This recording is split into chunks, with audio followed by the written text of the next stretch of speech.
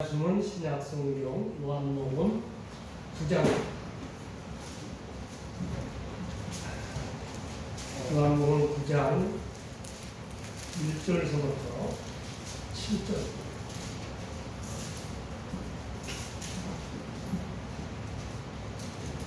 신약성경 요한복음 9장 1절서부터 7절까지 제가 한 절 여러분들이 한 절 말씀을 이렇게 보시겠습니다.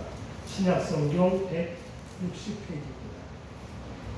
요한복음 9장 1절로 7절 찾으셨죠? 예수께서 길을 가실 때에 날 때부터 맹인된 사람을 보신지라. 제자들이 물어 이르되 마태여 이 사람이 맹인으로 난 것이 누구이기에 들어오리나이까 자기가 그의 부모니까. 예수께서 대답하시되 이 사람이나 그 부모의 죄로 인한 것이 아니라 그에게서 하나님이 하시는 일을 나타내고자 하십니다. 그가 아직 하나님의 나를 보내신 이를 이르라 하리라. 만용이니 그에게 나무니가 되었으리라. 내가 세상에 있는 동안에는 세상의 빛이로라. 이런 말씀을 하시고 땅에 침을 내어 진으로 이어 그의 눈에 떨어지고 7절 함께 보십니다. 이르시되 실로암 못에 가서 씻으라 하셨으니 실로암은 번역하면 보냄을 받았다는 뜻이다. 이에 가서 씻고 밝은 눈으로 왔더라. 아멘.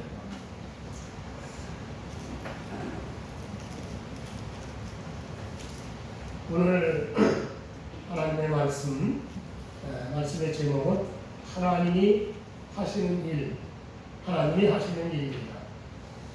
오늘 이 본문 성경 말씀은 여러분들이 많이 말씀을 들으시기도 하고 또 읽으셨기 때문에 이 내용은 대충 잘 아시는 말씀이기도 하죠. 자, 이 본문 이야기를 보시면 예수님께서 제자들과 함께 길을 가셨는데 날 때부터 맹인된 사람이 길에서 구걸하는 것을 보았습니다. 자, 이렇게 날 때부터 맹인이 돼서 길에서 구걸하는 이 사람을 보자 제자들이 예수님께 물어보는 겁니다. 이 사람이 누구의 죄로 이렇게 날 때부터 맹인이 되었습니다. 오늘 1절에 2절에 보면은 그렇게 말씀을 하죠. 제자들이 물어봅니다. 라피오 이 사람이 맹인으로 난 것이 누구의 죄로 인함입니까? 자기입니까? 그의 부모입니까? 제자들이 이렇게 예수님께 물어보게 된 것은 유대인들이 가졌던 그런 사상 때문이라고 볼 수 있겠죠. 그러한 사상은 뭐냐? 모든 재난은 다 죄 때문이다 라고 하는 사상입니다. 모든 인생의 재난은 죄로 인해서 왔다 이런 말이죠. 그런데 이런 사상은 구약성경을 보면 틀린 사상은 아닙니다. 특히 여러분 우리가 신명기 28장을 보시면 하나님의 말씀에 순종하고 살면 들어와도 복을 받고 나가도 복을 받고 우리가 손으로 하는 모든 일에 하나님께서 온갖 복을 주시고 또 머리가 되고 꼬리가 되지 않고 적들이 쳐들어와도 승리하게 되고 뭐 이렇게 그런 말씀이 그러니까 온갖 복을 다 주신다. 하나님의 말씀대로 순종하는 거예요. 근데 반대로 하나님의 말씀에 불순종하고 범죄하게 되면 모든 저주를 받는다. 서울에서도 저주를 받고 들에서도 저주를 받고 들어와도 저주받고 나가도 저주를 받고 온갖 병이 생기고 온갖 저주를 받는다고 하셨어요. 제자들 말은 이런 그 구약 성경의 사상을 따라서 이 사람이 누구의 죄로 이렇게 됐습니까? 그렇게 물어요. 그러니까 이 사람이 나면서부터 맹인 됐습니다. 또 하나는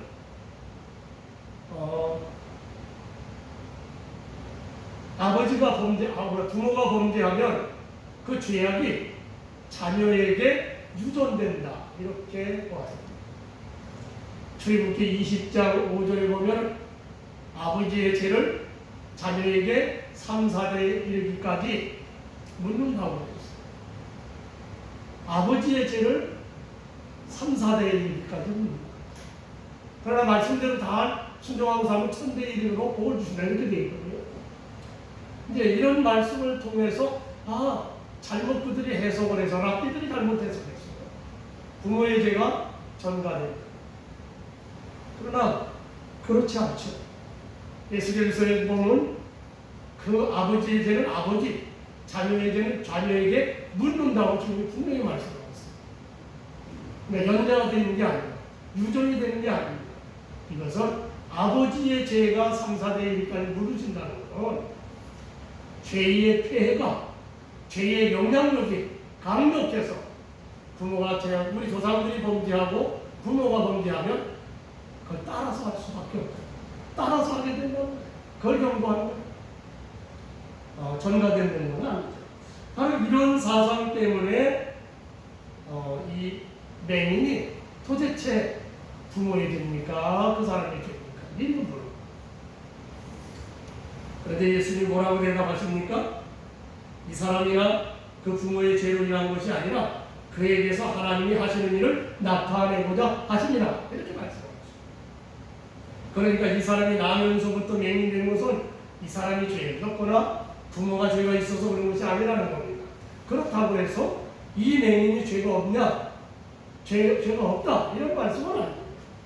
왜냐하면 인류의 조상 아담이 지은 죄로 인하여 모든 인류는 다 죄인인 겁니다. 나면서부터 맹인된 이 사람도 아담의 죄로 죄인입니다. 그러나 자기나 자기 부모나 맹인이 될 만한 죄를 범하지는 않았어요. 그런데 나면서 보니까 맹인이 된 거예요. 이 사람은 나면서부터 맹인.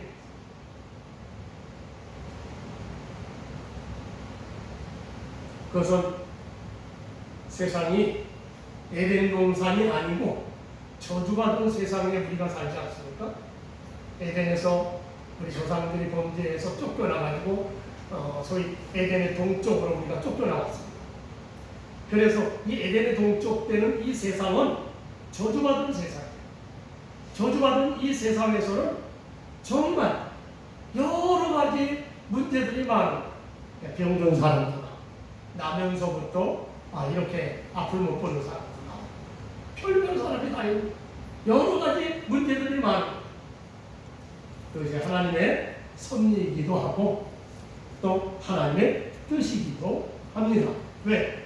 하나님이 저주받는다고 하셨습니까? 이 세상은 저주의 세상. 그러므로 하나님께서 이 맹인을 통해서 하나님의 일을 나타내신다는 겁니다. 하나님의 일을 맹인을 통해서 하나님의 뜻을 이루어 가시고 하나님의 영광을 나타내시겠다. 그런 말씀입니다. 요한복음 11장에 보면 마르다와 마리아의 오라비 나사로가 병들었다는 소식을 들으신 예수님께서 이렇게 말씀을 하셨죠. 이 병은 죽을 병이 아니라 하나님의 영광을 위하며 하나님의 아들이 이로 말미암아 영광을 받게 하려 함이라. 과연 나우루에 갔더니 나사로는 죽어서 무덤에 돌아갔어요. 그런데 예수님께서 그 무덤 앞에 서서 나사로야 불러냈어요. 근데 죽은 지 나흘 된 나사로가 살아서 나갔어요. 그 일을 보고 어떻게 됐습니까? 많은 유대인들이 예수님을 믿었다. 하나님을 믿게 됐다. 많은 유대인들이 하나님의 영광을 돌렸습니다. 예수님의 하나님의 아들이 되심을 믿게 되었습니다. 이것이 바로 하나님의 영광을 드러내는 일이죠. 이것이 하나님의 일입니다. 오늘 아침에 나면서부터 맹인된 이 사람을 통해서 하나님이 어떻게 일을 하고 계시는지, 또 우리 인생 저와 여러분들에게도 하나님은 어떻게 일하고 계셨는지, 또 어떻게 일하실지 교훈을 우리가 받으면서 축복의 귀한 시간이 되시기를 주님 축원합니다. 자, 나면서 맹인된 이 사람을 통해서 하나님께서 하신 일이 뭘까요? 세 가지로 이 아침에 분류를 해봤습니다. 첫째로 예수님은 이 거지 맹인의 눈을 보게 하셨습니다. 제자들이 나면서부터 맹인된 이 사람이 자기 죄가 아니면 부모의 죄로 이렇게 되었을 것이다. 그렇게 말.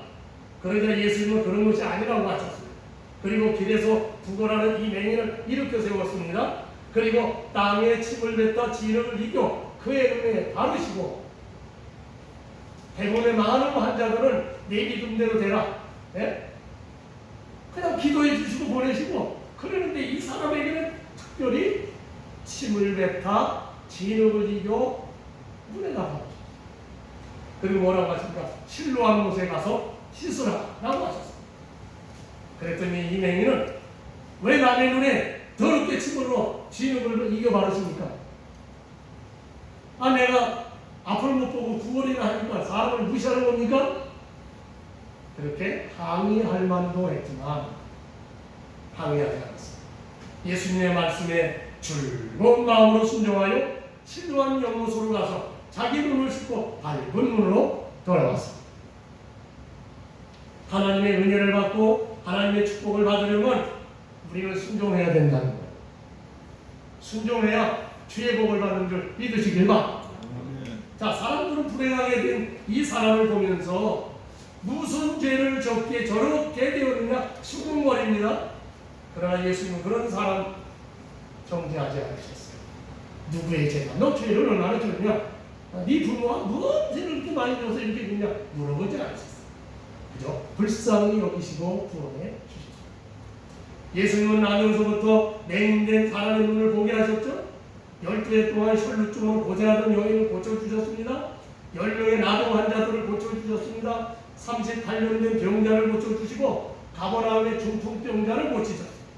또 굶주린 광야에 5,000명의 사람들을 오병이어로 배불리 먹이시고 그 남은 조각이 12바구니나 되었다고 했습니다. 이런 많은 기적과 이적을 행하신 것을 예수님을 통해서 하나님이 하시는 일을 나타내는 마지막으로 하나님의 살아계심을 나타내 주시는 일이죠. 또한 하나님이 불행한 인생들을 이렇게 구원하신다고 하는 것을 우리에게 보여주는 증명해주는 사실입니다. 예수님이 바로 그 하나님의 일을 하셨습니다. 요한복음 12장 47절에 보면 예수께서 이렇게 말씀을 하셨죠. 예수님께서 내가 세상에 온 것은 세상을 심판하려 함이 아니요 세상을 구원하려 함이다. 세상을 심판하려고 온 게 아니고 세상을 구원하려고 오셨다고 했습니다. 그렇습니다. 오늘도 예수님을 믿는 사람들은 이런 하나님의 은혜를 받는 것, 병든 내 몸이 고침을 받습니다. 저도 그런 사람 중에 하나였어요. 병원에서 저 가망이 없다고 했어요. 그런데 하나님이 고쳐주셔서 이제 70을 내일 모레 바라보고 있습니다. 이랜도 회장 되시는 이 박성수 장로님이 대학 4학년 때 아주 무서운 병마가 그에게 왔습니다. 그 병마는 다른 게 아니고 손에 맥이 풀리고 온몸이 무기력해지는 그분의 관정에 들어오면 그것이 점점 심화되는데 이제 팔을 들어서 옷을 입을 수도 없게 되더라고요. 병원에 가서 검사를 해보니까 근육 무력증이라고 하는 병이었어요. 우리 동료 목사 중에서 자녀가 이 근육 무력증으로 군대를 갔다가 돌아온 친구도 있고 그 자녀들이 다 그래요. 군대를 못 갔어요. 근데 이것도 못하는 거예요. 네? 총을 쏘려고 손이 안 돼요. 이 병은 근육이 점점 약화되어서 힘을 못 쓰다가 심해지면 전신 마비가 되는 거예요. 그런데 문제는 이 병을 고칠 치료법이나 치료약이 없다는 거예요. 이 불치의 병마가 오니까 주변에 있는 지인들이 난리가 났죠. 그래서 이 사람을 위해서 집중적으로 기도해요. 왜? 박성수 장로는 그 애들 때부터 하나님을 믿는 믿음의 가정이었기 때문에 그 부모님들이 얼마나 난리가 났겠어요. 전심을 다해서 기도를 해줬어요. 그러던 어느 날 그의 어머니가 나하고 하나님을 가자. 그래가지고 어머니 속에 어떤 한의사를 만났는데 그분이 처방을 해주셔서 그 약을 저 먹었어요. 이 박성수 장로님 그 당시 청년이죠. 근데 그 청년 박성수는 그 한약을 먹으면서 그냥 먹는 게 아니죠. 기도하고 먹었겠죠. 그런데 몸이 서서히 나아지는데 2달 만에 몸이 완쾌되더라. 정상으로 하나님의 놀라운 능력으로 정상으로 몸이 회복됐어. 박성수 장로님이 이런 경험을 했기 때문에 자기가 그분이 처방 좀 해준 거 그걸 내가 지금이라도 좀 갖고 있으면 얼마나 좋을까. 아니 왜 그분에게 가서 얘기했더니 그 한의사가 내가 그 처방전을 어디 있는지 나도 모르겠다. 나도 모르겠다. 그 병원에 아무리 사람들을 보내줘도 아무도 근육 마비증 환자가 고침받는 사람이 없어요. 오직 이 박성수 장로만 고침을 받았어요. 하나님이 어떻게 합니까? 이렇게 역사하시고 하나님의 은혜를 주십니다. 병든 자를 고쳐주시고 탕자처럼 인생을 실패한 사람들을 구원해 주시고 예수님을 만나면 예수님께서 그 인생을 회복시켜 주시는 겁니다. 그 사업을 회복시켜 주시고 그 인생의 길을 열어주시는 겁니다. 이것이 지금도 예수님이 하시는 일이요 하나님이 인생들에게 축복해 주시는 축복입니다. 믿으시면 아멘 하시길 바랍니다.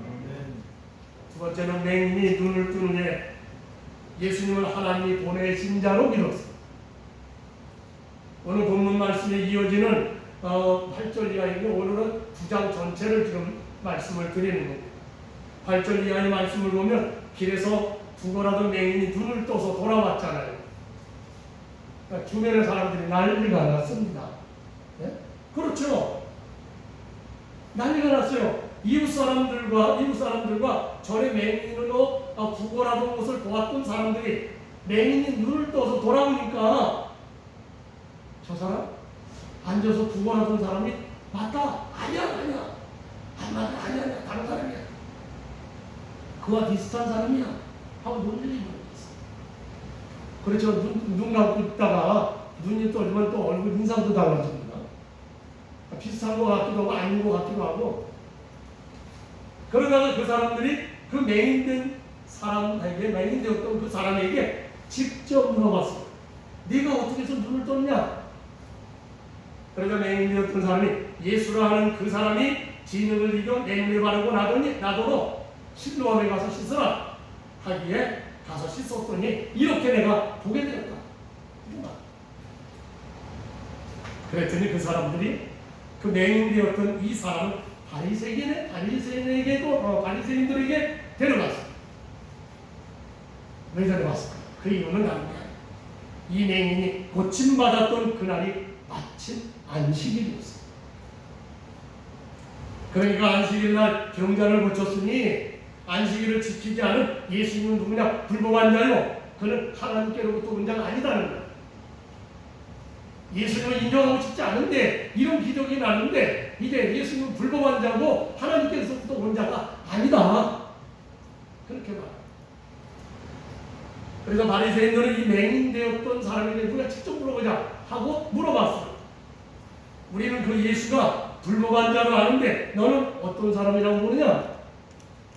그러자 이 사람이 뭐라고 대답을 하냐? 선지자입니다. 이렇게 대답을 하고. 그러니까 맹인되었던 사람은 자기 눈을 보게 한 그 사람이 선지자라고 믿은 겁니다. 더 나아가서 맹인되었던 사람은 예수님을 하나님께로부터 온 사람이라고 믿었습니다. 32절 33절에 보시면 창세 이후로 맹인으로 남자의 눈을 뜨게 하였다 함을 듣지 못하였으니 이 사람이 하나님께로부터 오지 아니하였으면 아무 일도 할 수 없으리이다. 바리새인요 유대인의 지도자인 니고데모도 예수님께서 행하신 많은 표적들을 보고 하나님께로부터 오신 선생이라고 말을 합니다. 요한복음 3장 2절에 라삐여 우리가 당신은 하나님께로부터 오신 선생인 줄 아나이다. 하나님이 함께 하시지 아니하시면 당신이 행하시는 이 표적을 아무도 할 수 없습니다. 그러니까 하나님이 보내신 메시아여 그리스도가 되심을 믿은 겁니다. 여기 맹인이었다가 주님으로부터 눈을 보게 된 이 사람도 우리 예수님을 메시아로 그리스도로 믿은 겁니다. 그렇습니다. 하나님께서 우리 구원받은 성도들에게 하시는 일이 뭡니까? 바로 우리 예수님을 우리 구주 그리스도로 믿도록 믿음을 주십니다. 믿음을 주셔서 육신의 구원뿐만 아니라 우리의 영혼을 죄악에서 구원해 주시는 것. 사도행전 27장, 28장에 보시면은 사도 바울이 복음을 증거하다가 유대인들에게 고발을 당하는 죄수가 돼서 로마로 압송되어 가게 됩니다. 저 팔레스타인 예루살렘에서 로마로 가니까 배를 타고 가야죠. 그래서 알렉산드리아호를 타고 로마로 가기 위해서 지중해 바다를 건너가는 중에 유라굴로 광풍을 만나게 됩니다. 그래서 배가 다 부서져요. 그리고 파손하게 됩니다. 간신히 파손된 배를 이제 몰아서 멜데손이라고 하는 곳에 도착하게 됩니다. 오늘날은 바로 몰타선입니다. 지중해 몰타선. 그때 마침 비가 오고 날이 차가웠어요. 그러자 멜데손 주민들이 나와서 파손된 배에서 성으로 올라온 사람들을 동동해서 불을 피워 맞이해 주었습니다. 그러니까 불이 이제 좀 꺼져가는 것 같으니까 사도 바울이 나무 한 못을 들어가지고 불 위에 올려놨어요. 그러다 나무 속에 숨어있던 독사가 뜨거워서 튀어나와서 바울의 손을 꽉 물어버리고 말았어요. 그 광경을 봤던 원주민들이 독사에 물려있는 바울을 향해 이 사람은 틀림없이 살인자다. 그가 죄수를 잡혀왔으니까 살인자니까 죄수를 잡혀왔다. 그 소리. 바다에서는 살아남았는지 모르지만 공의가 그를 살려주지 못하게 한다.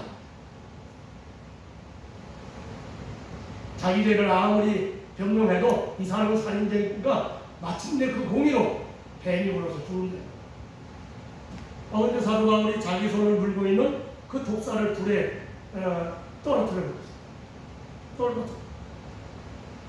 그러자 원주민들이 이제 저 독사에 물린 자를 붙든지 혹은 독이 퍼져서 갑자기 쓰러져 죽을 것이다 하고 지금 지켜보고 있는 거예요. 그러나 아무렇지도 않고 붙지도 않고 사람도 없고 해양도 전혀 없었어요. 그것을 본 원주민들이 이제 태도가 달라졌어요. 죽지 않는 사도 바울을 향하여 신이다, 신. 그렇지, 독사에 물려도 까딱없으니까 신이죠. 그리고 친절하게 영접하여 대접을 했어요. 그런데 그때 마침 그 섬의 추장의 아버지 보블리오가 추장이 보블리오인데 보블리오의 아버지가 열병과 이질에 걸려서 고생을 하고 있어요. 옛날에 열병과 이질은 죽습니다. 그래서 사도 바울이 그 추장의 아버지를 안수 기도해 주니까 낫어요. 그것을 보고 많은 사람들이 사도 바울에게 이제 병자들을 데리고 나와서 병 고침을 받게 되었어요. 그리고 마음의 문을 열고 하나님의 말씀을 듣고 주님을 영접했습니다. 원주민들은 바울 유병을 잘 데려가고 떠날 때 필요한 물건들을 배에 씌워줬다고 했어요. 그러면 사도 바울이 멜리데 성에서 왜 독사에게 물렸을까? 그래서 하나님께서 독사에 물린 사도 바울을 통해서 하나님이 하시는 일을 나타내고자 함이었습니다. 바로 온 섬이 바울 사도를 통해서 예수 그리스도를 구주로 믿고 구원받게 하시는 일이었습니다. 그것이 하나님이 하시는 일이었습니다. 오늘도 바로 하나님 그 일을 하십니다. 세 번째는 맹인되었던 그 사람이 눈을 뜬 후에 예수님을 증거했습니다. 바리새인들 앞에서 예수님을 선지자로 증거했어요. 바리새인들은 예수님을 안식일에 맹인의 눈을 보게 하는 안식일을 안 지키는 자, 불법을 행하는 자라고 비난하고 불신했어요. 그러나 그런 서슬퍼런 바리새인들에게 맹인되었던 자는 예수는 선지자인가? 라고 증거했습니다. 선지자입니다. 서술이 지고 보랍니다. 아버지를 막 협박을 합니다. 내 아들 아니라 그러나, 그런데 이 사람은 선지자입니다. 이렇게 말. 17절에 이에 맹인되었던 자에게 다시 묻되 그 사람이 네 눈을 뜨게 하였으니 너는 그를 어떠한 사람이라고 하느냐? 대답하되 선지자입니다. 물론 예수님을 선지자라고 본 것은 온전하게 본 것은 아닙니다. 그러나 예수님을 완강하게 반대하던 그들 앞에서 예수님을 선지자라고 증거한 것은 대단한 일이죠. 더 나아가서 맹인되었던 사람은 우리 예수님을 하나님께로부터 오신 자라고 증거했습니다. 31절 32절에 창세기로 맹인으로 난 자의 눈을 뜨게 했다 함을 듣지 못하였으니 이 사람이 하나님께로부터 오지 아니하였으며 아무 일도 할 수 없으리이다. 이사야 34장 4절 6절에 보면 이런 말씀이 나옵니다. 하나님이 오사 너희를 구하시리라 하라. 그때에 맹인의 눈이 밝을 것이며 못 듣는 사람의 귀가 열릴 것이며 그때에 저는 자는 사슴같이 뛸 것이며 말 못하는 자의 손을 노래하리라. 예언의 말씀이죠. 그렇습니다. 예수님은 하나님께로부터 오신 자였습니다. 날 때부터 맹인된 이 사람을 하나님께로부터 오신 자였기 때문에, 아니 그분이 곧 하나님이셨기 때문에 이 사람의 눈을 뜨게 하고, 하나님이 아니시면 창세기 이후에 눈먼 자를 뜨게 할 수 있는 자가 하나도 없었다는 것. 아니 지금도 그렇죠. 맹인되었던 자는 자기가 체험한 그 예수님은 하나님께로부터 오신 자여 친히 하나님이 되신다고 하는 것을 증거합니다. 이 맹인되었던 이 사람 1절 말씀에서 보시면 날 때부터 맹인된 사람이라고 했습니다. 그렇다면 평생 앞을 보지 못했기 때문에 배울 수도 없었고 배움이 없는 무식한 사람. 아니 점자라고 하는 것도 불과 한 1세기 가까이 나온 지가 옛날에는 없었어요. 그러니까 앞을 못 보니까 무슨 공부를 할 수 있습니까? 그런데 하나님은 그 무식한 맹인을 통해서 하나님의 일을 하게 하십니다. 스스로 성경 박사라고 생각하는, 그러나 눈앞에서 하나님이 약속하시고 보내주겠다는 그리스도를 보고도 믿지 못하는 그 바리새인들에게 예수님께서는 예수님은 하나님으로부터 오신 분이라고 증거하게 하십니다.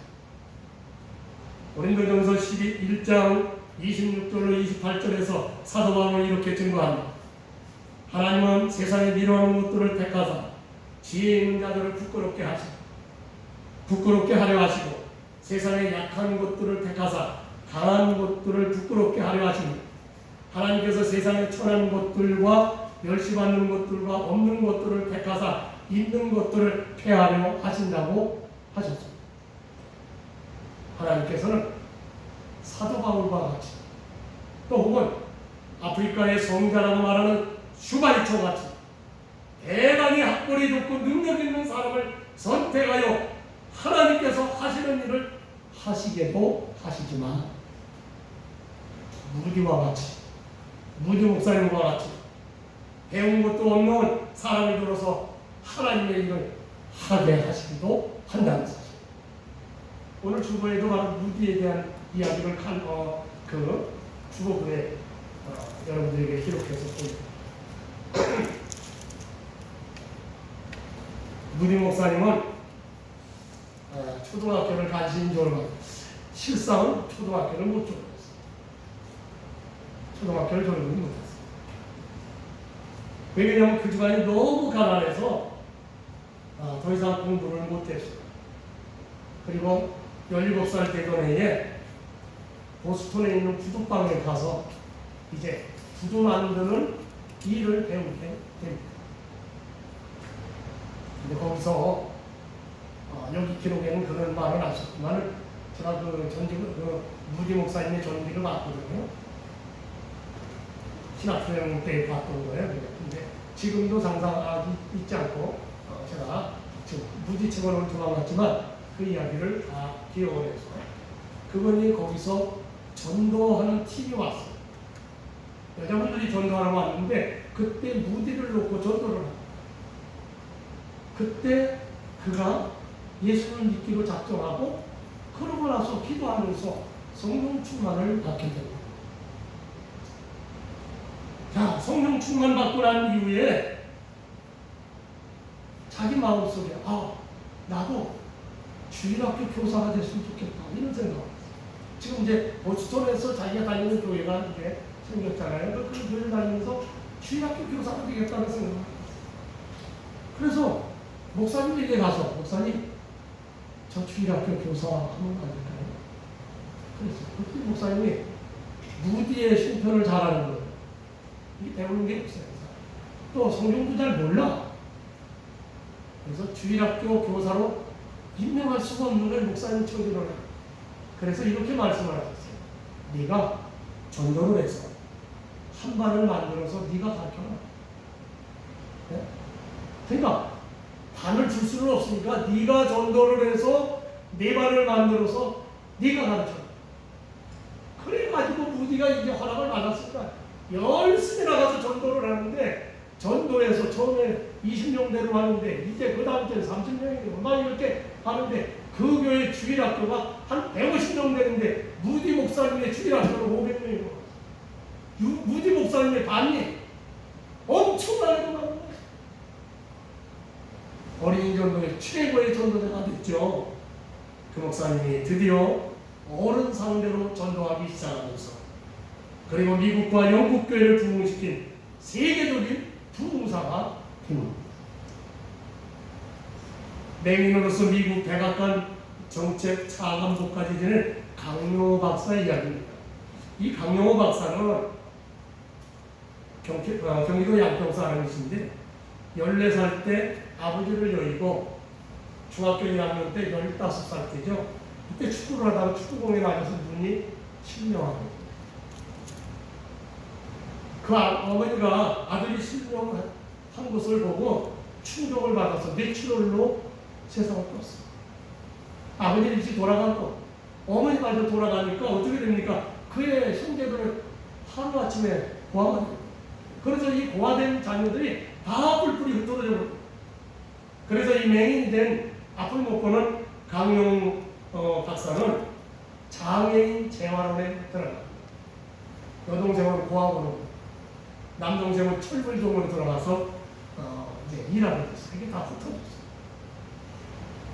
강용호 박사가 맹인이 되었을 때는 60년대 초였습니다.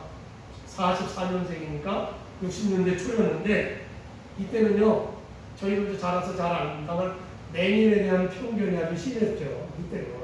지금은 아닙니다만 맹인이 버스를 타냐고요, 재수 없다고 차장이 밀어냈어요. 못하겠습니다. 그리고 가게도요, 오전에 가면 재수 없다고 안 받아요. 오후에 가야 돼요. 오후에. 또 식당에 가죠. 한가운데 좋은 자리에 앉아요. 그러니까 구석대기 가서 앉아요. 그러니까 앞을 못 보면 답답하다는 거예요. 그때는 그래서 편견이 아주 심했어요. 강용 박사는 장애인 재활원에서 예수를 믿게 됩니다. 그리고 어느 목사님이 설교할 때 갖지 못한 한 가지를 불평하기보다 가진 10가지를 감사하자. 그렇게 설교를 하시네. 그 말씀에 은혜를 받았어요. 그래서 마음을 고쳐먹었습니다. 내가 이 눈 못 보지만 나머지 좋은 걸 갖고 내가 감사하자. 그렇게 마음을 고쳐먹었어요. 그리고 이제 뒤늦게 공부를 시작합니다. 그래서 맹학교 중등부 1학년 때였죠.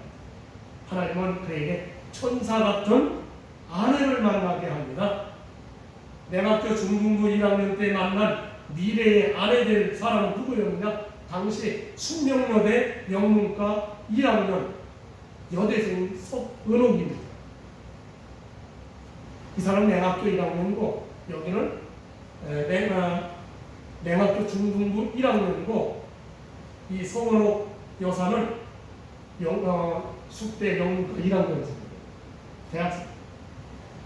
자, 그녀는 강용호 박사에게 자원봉사자로 지금 왔죠. 그래서 1년을 자원봉사하고 그리고 누나로 6년 동안 서로 누나 동생으로 하고 그 다음에 약혼녀로 3년을 함께 했고요. 그리고 아내로 34년을 사랑과 헌신으로 그림자처럼 함께 살았던 사람. 강명호 박사는 어려움과 풍경 속에서도 연세대를 졸업하고 미국 피츠버그 대학에서 교육학 전공을 하고 교육 전공으로 철학 박사 학위를 받았죠. 그 후에 이제 미국의 교육부에 국가공무원으로 이제 들어가기 시작하고 거기서 일하면서 또한 한편적으로 최초의 맹인으로서 한국인으로서 박사, 한국 맹인으로서 최초 박사. 그리고 맹인이라는 거, 그리고 동양사람이라는 핸디캡을 딛고 연방정부 최고 공직자인 미국 백악관 정책 차관보까지 됩니다. 부시 대통령 시절이죠.